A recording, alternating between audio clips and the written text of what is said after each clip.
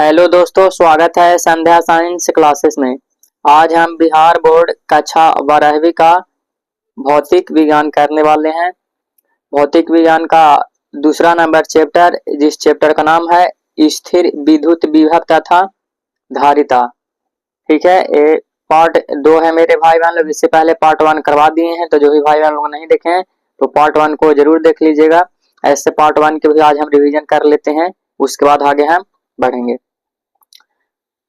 ठीक है, तो अगर आप भी बिहार बोर्ड इंटर परीक्षा 2026 एग्जाम की तैयारी कर रहे हैं तो यह वीडियो आपके लिए काफी जरूरी होने वाला है। तो चलिए बिना समय गवाए हुए वीडियो को शुरू करते हैं।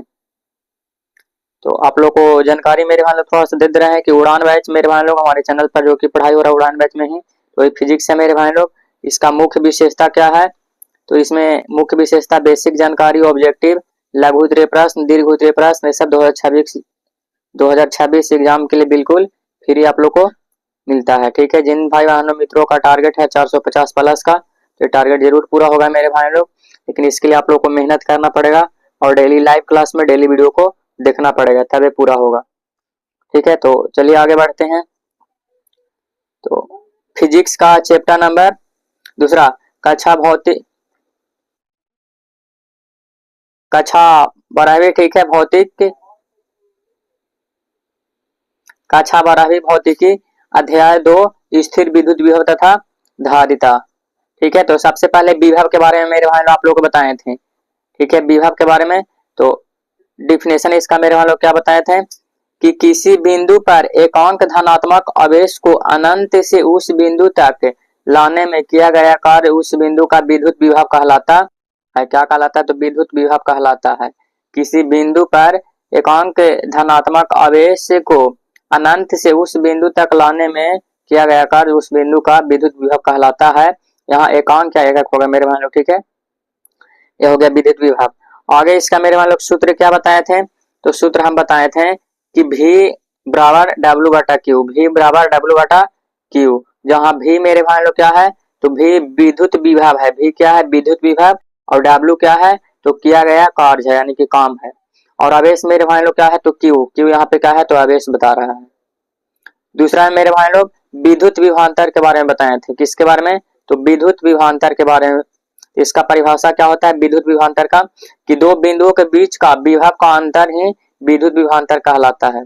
दो बिंदुओं के बीच का विभव का अंतर, ठीक है, जो विभव का अंतर होगा उसी को क्या कहते हैं हम लोग? विभवांतर कहते हैं। तो ये भी मेरे मान आप लोग को बताए थे। उसके बाद एक न्यूमेरिकल टाइप प्रश्न भी बताए थे। एक माइक्रोकुलाम आवेश को अनंत से किसी बिंदु तक लाने में 5 जूल का कार्य किया गया है, उस बिंदु पर विद्युत विभव कितना होगा? तो यहाँ पे प्रश्न को पहले समझिएगा मेरे भाई लोग। क्या कहा है? विद्युत विभव। तो विद्युत विभव यानी कि V पूछ रहा है, तो V बराबर मेरे भाई लोग आप लोग को फॉर्मूला क्या बताए थे? देखिए यहाँ पे लिख दिया गया है V बराबर डब्ल्यू बटा क्यू। डब्ल्यू मेरे भाई लोग 5 दिया गया है, ठीक है, और Q मेरे भाई लोग 1 गुने, और यहाँ पे देखिए 1 मिनट, एक माइक्रोस्कोप लिखा हुआ है मेरे भाई लोग।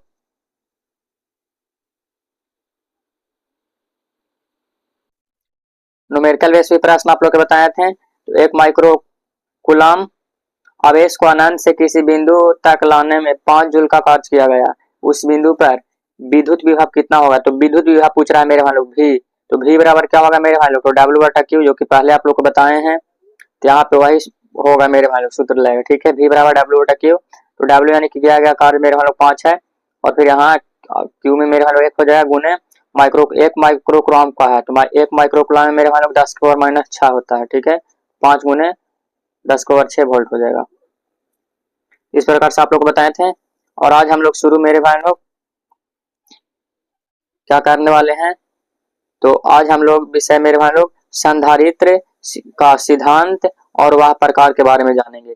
इससे पहले और भी मेरे भाई लोग इसमें बताए थे, इसका सारांश आप लोग का भी नहीं बताए, तो देखिए इसको भी समझ लीजिए। कल जो बताए थे कि सिद्धांत परीक्षण आवेश को अनंत से किसी बिंदु तक लाने में विद्युत बल के विरुद्ध प्रति एकांक आवेश किया गया कार्य उस बिंदु पर विद्युत विभव कहलाता है। ठीक है, विद्युत विभव क्या है मेरे भाई लोग? तो अदिश राशि होता है। ये इंपॉर्टेंट पॉइंट है, याद रखिएगा। इसका मात्रक क्या होता है? तो वोल्ट होता है। इसका बीमीय सूत्र मेरे भाई लोग तो एम एल स्क्वायर टी की पावर -3 ए इनवर्स होता है। इसको भी याद मेरे भाई लोग रखिएगा, ऑब्जेक्टिव में पूछा जाएगा। तो हम लोग आज का टॉपिक है मेरे भाई लोग संधारित्र का सिद्धांत और प्रकार, कितने प्रकार के होते हैं मेरे भाई लोग।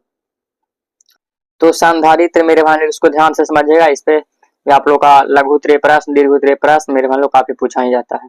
संधारित्र, ठीक है। तो संधारित्र एक ऐसा यंत्र है, संधारित्र एक ऐसा यंत्र है जो विद्युत आवेश को संचित करने के लिए उपयोग किया जाता है, ठीक है। संधारित्र एक ऐसा यंत्र है जिसका उपयोग किसके लिए किया जाता है, तो विद्युत आवेश को संचित करने के लिए किया जाता है, ठीक है। आगे इसका मुख्य कार्य क्या होता है, तो विद्युत आवेश और ऊर्जा को संग्रहण करना। विद्युत आवेश का जो भी ऊर्जा होता है मेरे भाई उसको क्या करता है, संग्रहण करता है, इसका काम हो गया। परिपथ में स्थिर व परिवर्तित धारा को नियंत्रण में सहायक होता है, उसको कंट्रोल करता है मेरे भाई लोग, नियंत्रण में क्या होता है, सहायक होता है। यही संधारित्र का मेरे भाई लोग मुख्य कार्य हो गया। इस प्रकार से प्रश्न आएगा मेरे भाई लोग, संधारित्र क्या है तथा इसका कार्य बताएं, ठीक है। तो संधारित्र मेरे भाई लोग आप लोग बताएं कि ऐसा यंत्र है जो विद्युत को संचित करता है, विद्युत आवेश को क्या करता है, विद्युत आवेश को संचित करता है, जमा करता है, ठीक है। और इसका कार्य क्या बता रहे हैं, तो विद्युत आवेश और ऊर्जा को संग्रहण करना, जमा करना, ठीक है। परिपथ में स्थिर व परिवर्तित धारा को नियंत्रण में सहायक होना, ठीक है, सहायता करता है कंट्रोल करने में। तो इसका कार्य हो गया। और आगे है संधारित्र की संरचना, ठीक है। संधारित्र की संरचना, तो दो चालक प्लेटों होती है, ठीक है, दो चालक प्लेटें होती है जिनके बीच एक रुधित माध्यम होता है, ठीक है। क्या होता है, रुधित माध्यम होता है। प्लेटों के बीच वैक्यूम कांच, पेपर या मिका जैसी सामग्री रुधि माध्यम के रूप में प्रयोग किया जाता है। तो क्या क्या मेरे भाई लोग, तो कांच, पेपर या मिका जैसी सामग्री रुधि माध्यम के रूप में क्या किया जाता है, तो उपयोग किया जाता है, प्रयोग किया जाता है, ठीक है। तो हो गया मेरे भाई लोग। अब अगला पॉइंट पर आते हैं, संधारित्र का सिद्धांत। अब इसका सिद्धांत क्या कहता है, इसको ध्यान से समझने का प्रयास करिएगा। जब किसी संधारित्र की प्लेटों को किसी वोल्टेज स्रोत से जोड़ा जाता है, किसी वोल्टेज स्रोत से क्या किया जाता है, जोड़ा जाता है, तो एक प्लेट धनात्मक यानी कि प्लस क्यू, वह दूसरी ऋणात्मक यानी कि माइनस क्यू आवेशित हो जाता है, ठीक है। किसी संधारित्र के प्लेटों को मेरे भाई लोग वोल्टेज स्रोत से जोड़ा जाता है, तो एक प्लेट धनात्मक होगा, एक ऋणात्मक होगा, एक प्लस क्यू होगा मेरे भाई लोग, एक माइनस क्यू होगा। इसके बीच एक विद्युत क्षेत्र, इलेक्ट्रिक फील्ड उत्पन्न होता है। इसके बीच में मेरे भाई लोग क्या होता है, विद्युत क्षेत्र क्या होता है, उत्पन्न होता है, ठीक है। तो ये पॉइंट तक आप लोग समझ गए होंगे।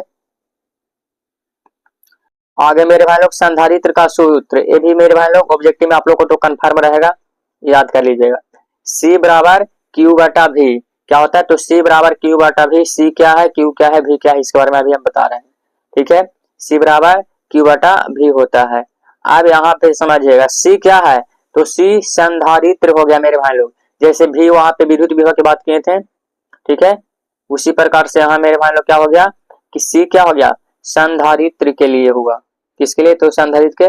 और Q मेरे भाई लोग संचित आवेश, ठीक है, यानी कि आवेश Q, आवेश का मेरे भाई लोग Q ही होता है।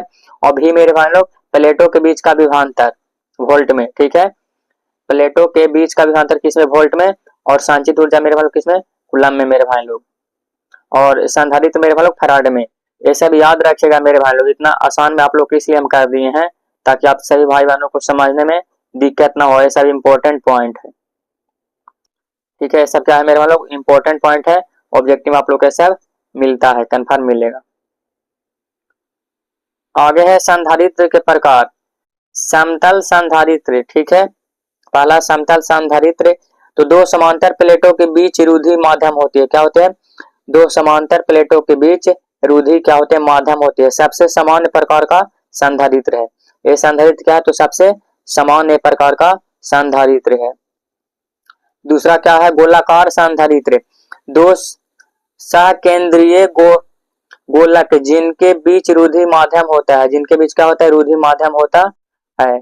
और तीसरा इसी में है मेरे भाई बहन लोग कि द्विध्रुवीय संधारित्र, क्या होता है, तो द्विध्रुवीय संधारित्र, तो दो सकेंद्रीय बेलनाकार चालकों से बना होता है, क्या होता है, तो चालकों से बना होता है। आगे है चौथा पॉइंट में प्राकृतिक संधारित्र। तो जैसे बादल और पृथ्वी के बीच का अंतराल जो एक प्रकार का प्राकृतिक संधारित्र है, ठीक है। प्राकृतिक संधारित्र क्या हो गया, तो जैसे बादल और पृथ्वी के बीच का अंतराल, बादल मेरे भाइयों को पृथ्वी के बीच का अंतराल क्या है, तो ये प्राकृतिक संधारित्र के अंतर्गत आता है।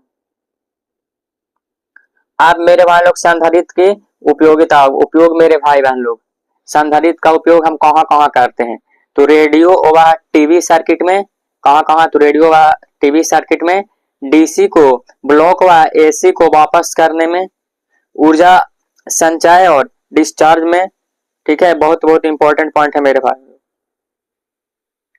टाइम सर्किट फिल्टर व ऑसिलेटर में, ठीक है। ऐसा मेरे भाई लोग जितना भी उपयोग बताया गया है, संधारित्र का उपयोग बताया गया है, इसको याद कर लीजिएगा। प्रश्न इस प्रकार से आता है, संधारित्र का उपयोग के बताएं, किन्हीं दो उपयोग के बताएं, किन्हीं तीन उपयोग के, इस प्रकार से बताएगा 2 नंबर में, ठीक है। तो क्या लिखेगा, रेडियो व टीवी सर्किट में, डीसी को ब्लॉक व एसी को वापस करने में, ऊर्जा संचय और डिस्चार्ज में, टाइमिंग सर्किट फिल्टर व ऑसिलेटर में, ठीक है। ऐसा मेरे भाई लोग मुख्य पॉइंट इसमें है। और मेन पॉइंट मेरे भाई लोग इसको भी याद रखिएगा, जो कि आप लोग को ऑब्जेक्टिव में रहेगा, संधारित्र का सूत्र। तो C बराबर Q बटा V, C बराबर Q बटा V, ठीक है। तो आज मेरे भाई लोग आप लोग का कौन पॉइंट पढ़ा है, तो आज मेरे भाई लोग हम लोग का पॉइंट क्या पढ़ना था, विषय मेरे भाई लोग संधारित्र के बारे में जाने, सिद्धांत जाने और प्रकार जाने, ठीक है। संधारित्र क्या है जाने, इसका सिद्धांत क्या है, इसका प्रकार क्या है, इसका उपयोग क्या है, ये सब चीज हम संधारित्र के बारे में मेरे भाई लोग आप लोग को बताएं, ठीक है। तो जितना पॉइंट आप लोग को हम बताते जाते हैं मेरे भाई लोग जो भी चैप्टर में, तो आप लोग से अनुरोध यही करेंगे कि आप लोग भी नोट्स बनाते जाइएगा और पूरा से पूरा कंप्लीट करते जाइएगा। और आगे आप लोग के बता दें कि उड़ान बैच का समय जान लीजिए मेरे भाई बहन लोग, नहीं जानते हैं तो सुबह में 8 AM में, और दोपहर में 3 PM में, और तीसरा मेरे भाई लोग 8 PM नाइट में होता है। ये सब लाइव क्लास का समय है, तो आप लोग डेली लाइव क्लास में जुड़ेगा मेरे भाई बहन लोग इसी समय पे। तो जितना भी आप लोग के टॉपिक इसमें बताएं वो आप लोग को समझ में आ गया होगा मेरे भाई बहन लोग, ठीक है। तो दोस्तों मुझे उम्मीद है कि आप लोग का संधारित्र का जो टॉपिक आप लोग के बताएं अच्छे से समझ में आ गया होगा। अगर कोई भी डाउट हो तो कमेंट में जरूर पूछें, मैं आपकी मदद करने की पूरी कोशिश करूंगा। अगर वीडियो पसंद आए तो लाइक करें और अपने दोस्तों के पास जरूर शेयर करें, और चैनल को भी सब्सक्राइब जरूर करें, ताकि आगे भी ऐसे ही जरूरतमंद वीडियो आप सभी भाई बहनों को मिलते रहे। मिलते हैं अगले वीडियो में, तब तक पढ़ते रहिए और आगे बढ़ते रहिए। जय हिंद, जय बिहार।